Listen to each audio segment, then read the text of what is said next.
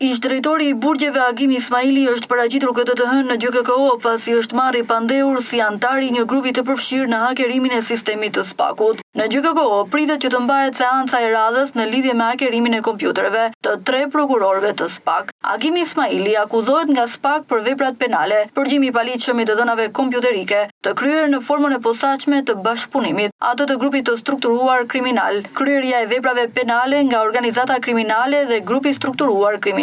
Sipas SPAK, hakerët tentuan të merrnin informacion nga kompjuteret e 3 prokurorëve të posaçëm, Behar Dibra, Enkelejda Milonaj dhe Elida Kaçkini, por sipas prokurorisë nuk arritën të deportojnë në sistemin e brendshëm të IT-s. Të arrestuarit dyshohen se më pas i shpërndan të dhënat e marra te persona të tjerë, mes të cilëve dyshohet se janë 2 gazetarë, ish kreu i burgjeve Agim Ismaili, si dhe Dritan Palikaj, sekretari i përgjithshëm në Ministrinë e Bujqësisë.